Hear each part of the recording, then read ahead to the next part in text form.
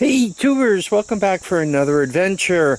And what you're looking at is a Suzuki Quadrunner 4x4. It is 250 cc's and it is a 1995. I mention all those things because having worked on the other one, I figured out quite a bit about this. Namely, the engine ID or the VIN number is right here. The 10th digit is an S, and if you go through all of that, you'll figure out it is a 1995. It is a 250. It is a 4x4, and from there you can figure out pretty quickly it's a Quadrunner, and there you are. Now, I bought this back in May, and I did a couple of videos on it, and where we left off is we found that it had good compression, but it had no spark. And it didn't take all that long to see that they spent quite a bit of time Mickey Mousing with the wire here. And that's never good to see, you know, when you see tape all over the place on the wiring harness on a all-terrain vehicle that is almost 25 years old. Not a good sign. The other thing that kind of puts a limit to how much one wants to spend on this thing is, if you guys recall, it had 11,500 miles on it.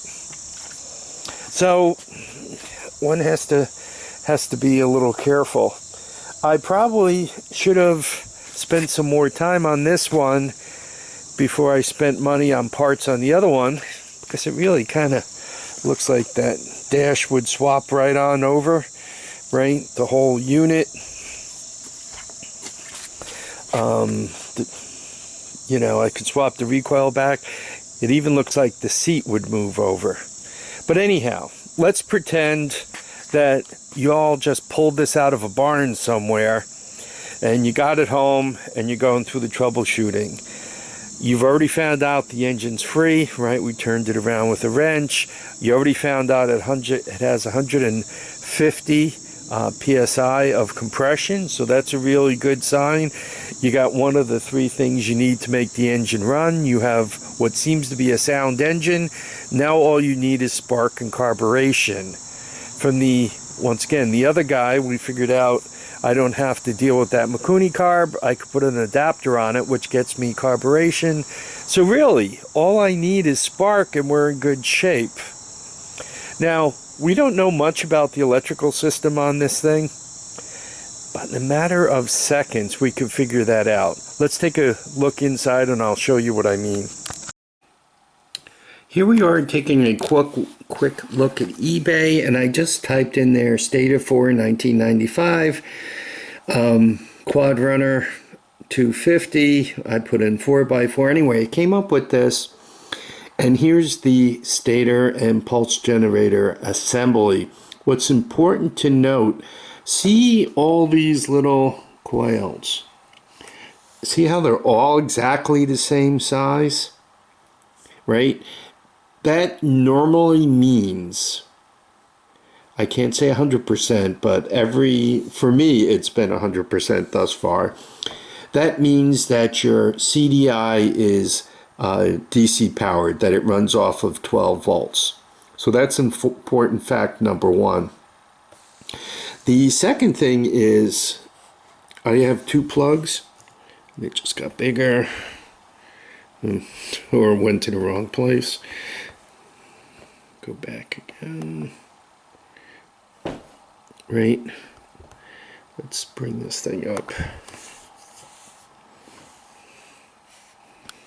Anyway, if you look at the pulse generator, see how it has that nice blue wire with the white stripe and the green wire. So, and see how it's off here on its own separate connector. What we're going to do is we're going to dig that out, and we're going to try my portable CDI box, and we're going to see if we can't get some spark out of this thing. If we can make it spark, we're in good shape. The one thing that does make me nervous, Normally when the end of the pulse generator is round like that, that means it could be kind of an inductive pulse generator. The magnet goes by and puts a magnetic pulse on that little metal rod thing there, and you have a coil wrapped around it, and the magnetic pulse going whoop on its way by induces current, which is where it gets its pulse from. It's not a semiconductor pulse generator. So these pulse generators don't always agree with my CDI box, my portable CDI box. So that's one limitation of it. The other thing that was interesting on some of the other listings on this, if you look them up, it says something about Articat. So I guess Suzuki was putting engines on Articat also, or some interchangeable parts. That's also kind of interesting. Anyhow, now that we have this information, let's go outside and we're going to put our voltometer across here, and we'll see what kind of ohmage we get. Normally I expect to get, 250 or less. The ones on ATC 200S's are around 35 or so. I've seen them on other machines, 150, 200, something like that. So let's see what we get on this one. So the seat is off, the air cleaner's out, and if you follow this line, it goes into the engine where the stator is, and you see it comes out, and it looks very similar to those eBay diagrams. You see 3 yellow wires, and that's basically 3-phase AC. That's going to go to your voltage regulator, and from your voltage regulator it's going to go to your battery. So those yellow wires are your charging system. The other wires, you got the blue and white, or excuse me, green and white, and then you have a black and yellow. And once again, you want to make sure you're working on the end that goes to the engine, right? If you're not working on that side, you're not going to find yourself a pulse generator. Anyway, so I'm going to slide this out, and we'll do a couple of quick readings on that. Make sure the pulse generator is good. The portable CDI box is hooked up. If you recall, the red goes to the input of the CDI for the pulse generator, the hot side. The black is ground, so we got that going to green there. There are only 2 more wires left. This other black wire is hooked inside the box to the common ground, and you have the spark plug wire, right? So now it should just be, box is turned on, so it should be just a matter of turning this over, and we should see a spark.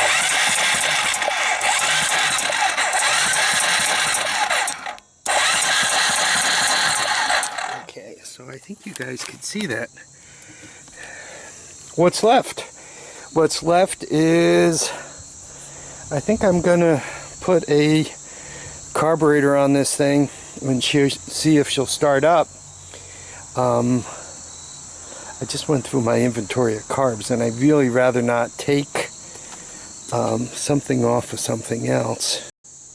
Okay, I just pulled the carburetor off, and I'm going to give it a hoot of starting fluid directly inside. By the way, do not try this at home.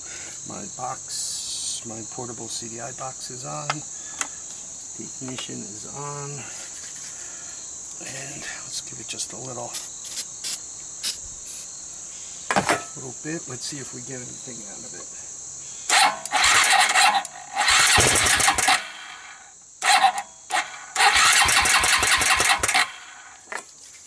Seems like got a little something coming on here.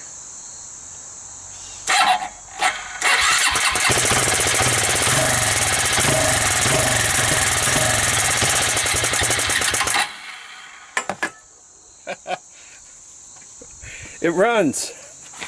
It's alive. So, by the way, really, spraying starting fluid around an engine, not the smartest thing you could do, right? I don't have any gas here, but even with that, not the smartest thing you could do. So do as I say, not as I do. Anyway, I want to thank everybody for dropping by to watch and comment and subscribe. Please remember to keep your feet down, your heads up, and stay tuned for more adventures on this particular all-terrain vehicle. Bye now.